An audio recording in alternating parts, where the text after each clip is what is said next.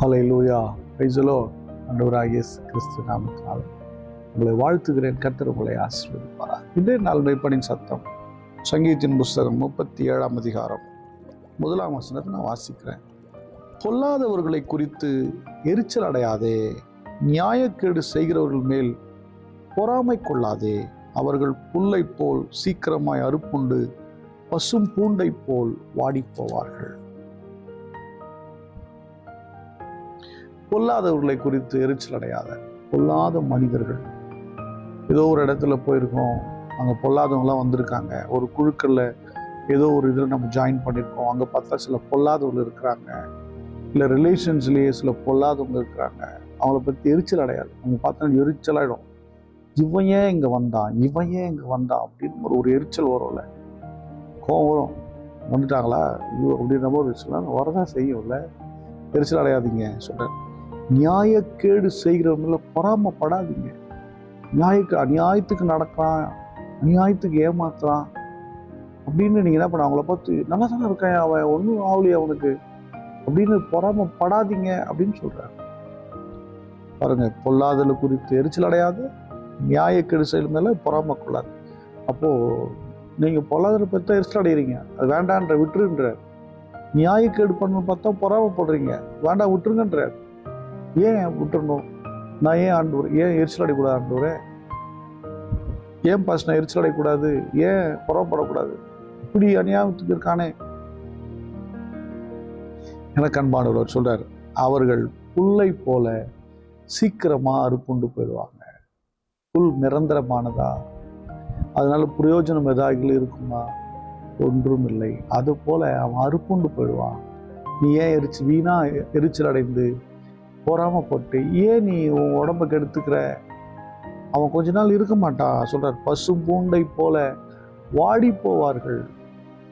இந்த வாடி போயிடுவான். என்ன சொல்றது, அந்த புல் பூண்டு செடிகள்லாம் எப்படி வெயில் வரும்போது வாடி போதோ அது மாதிரி வாடி போயிடுவாங்க. நீ ஏன் எரிச்சல் அடைகிற? நீ ஏன் பொறாமப்படுற? ஏன் கோவப்படுற? விற்று காலம் வரும், அவர்கள் ஒன்றுமில்லாமல் போவார்கள், அறுப்புண்டு போவார்கள், அவர்கள் அகற்றி போடப்படுவார்கள், அவர்கள் ஒன்றுமில்லாமல் போவார்கள், வாடி போவார்கள். அகற்றி போடப்பட வாடி போவாங்க. அவங்க நல்ல செழிச்சு வர முடியாது. நீ மரம் ஐயா, நீ பனை மரம், நீதிமான் பனையை போல செழிப்பான். நீ அத்தி மரம், நீ பலன் கொடுக்கக்கூடிய, நீ ஒலிவ மரம், பலன் கொடுக்கக்கூடியவர்.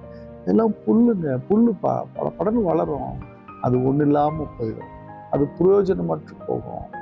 நீதிமான் பனையை போல செழிப்பான்.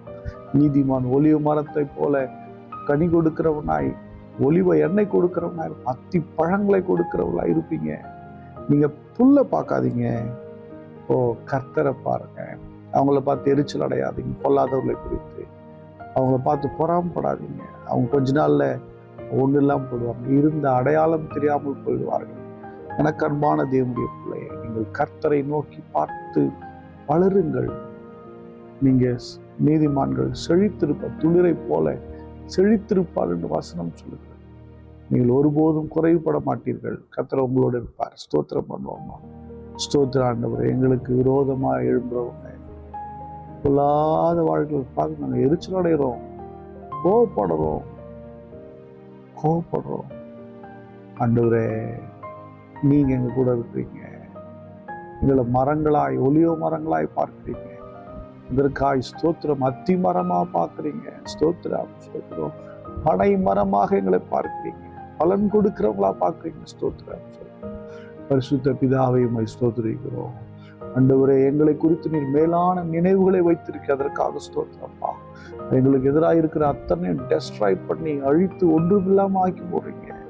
காலத்தை ஆண்டவரை நீ எங்களுக்காக வைத்திருக்கிறீர். நல்ல எதிர்காலங்களை வைத்திருக்கிறீர், நல்ல மகிமையானவை வைத்திருக்கிறீர். உங்களுடைய பிள்ளைகளுக்கு நல்ல ஆசீர்வாதங்களை வைத்திருக்கிறீர். சுற்றி இருக்கிற சூழ்நிலையெல்லாம் மாறி போகும் என்பதில் நாங்கள் நம்பிக்கையா இருக்கிறோம். உங்களுடைய கரத்தில் ஒப்பு கொடுத்து ஜெபிக்கிறோம். இயேசு கிறிஸ்துவின் நாமத்தினால் ஜெபிக்கிறேன், ஜீவனுள்ள நல்ல பிதாவே. ஆமென். God bless you. Bye bye.